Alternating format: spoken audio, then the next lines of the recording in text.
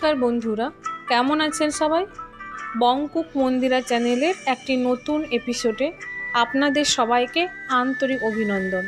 এর এই এপিসোডে বাঙালিদের অত্যন্ত স্বাদের একটি রেসিপি পনির পাতুরি খুব সহজে বানিয়ে দেখাচ্ছি এবং এর সাথে নতুন ইনফরমেশান তুলে ধরবো, যেটা রেসিপি রিলেটেড বা অন্য যে কোনো ধরনের।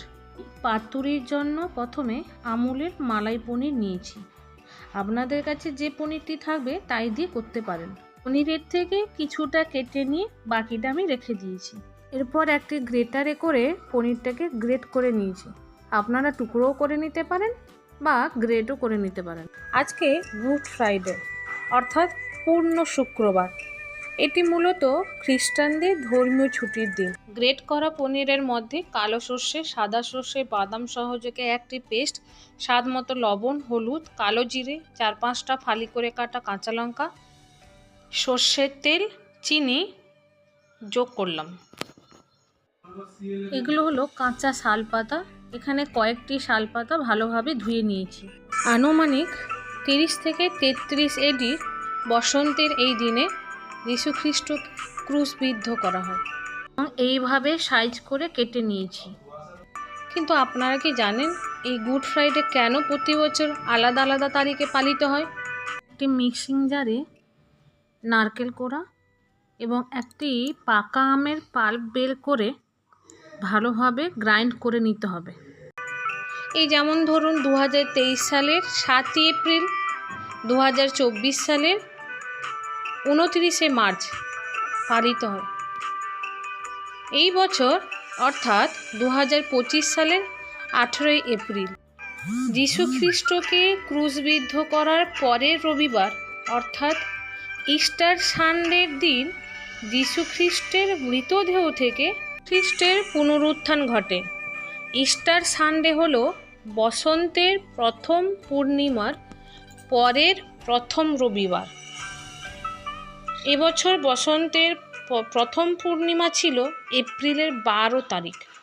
ওই 12 তারিখের পরের ইস্টার সানডে হলো এপ্রিলের 20 তারিখ, অর্থাৎ রবিবারের আগের শুক্রবার হলো 18 তারিখ। এবার গ্রেট করে রাখা পনির ও মশলার মধ্যে আম ও নারকেলের পেস্ট প্রয়োজন মতো নিয়ে খুব ভালোভাবে মাখিয়ে নিয়েছি। দেখুন, ঠিক এইভাবে মাখিয়ে নিয়েছি।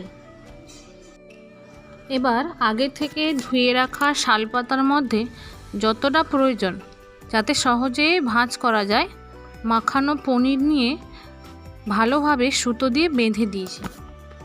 ঠিক এইভাবে সবগুলো পাতুরি ঠিক একইভাবে বেঁধে নিয়েছি। এখানে আমার মোট 6টি পাতুরি হয়েছে। গ্যাস ওভেনে একটি সসপ্যান গরম করে তার মধ্যে সর্ষের তেল গরম করে নিয়েছি। তেল গরম হয়ে এলে তার মধ্যে বেঁধে রাখা পাতুরিগুলো একে একে করে রেখে দিয়েছি। এবার আস্তে আস্তে করে কম আঁচে পাতুরিগুলো উল্টে পাল্টে ভেজে নিলাম, যাতে পাতুরির পাতাগুলো উপর থেকে ভাজা হয়ে যায়। এই কারণে গুড ফ্রাইডে প্রতি বছর আলাদা আলাদাভাবে পালিত হয়। এই দেখুন, পাতুরিগুলো সব ভাজা হয়ে গেছে। এবার আমি একটি থালায় সব পাতুরিগুলোকে তুলে নেব। আমার এই তথ্যগুলি যদি আপনাদের ভালো লেগে থাকে তাহলে একটি লাইক, কমেন্ট ও সাবস্ক্রাইব করে দেবেন। এরকম নতুন নতুন রান্নার সাথে যদি নতুন কোনো তথ্য জানতে চান তাহলে অবশ্যই আমাকে কমেন্ট করে জানাবেন। আমার এই উপস্থাপনা আপনাদের যদি ভালো লেগে থাকে তাহলে কমেন্ট করে জানাবেন। আপনাদের এই লাইক ও কমেন্ট আমাকে নতুন নতুন পদের সঙ্গে আরও নতুন কিছু ইনফরমেশান তুলে ধরতে উৎসাহিত করবে। আজকের জন্য এইটুকু। সবাইকে অসংখ্য ধন্যবাদ।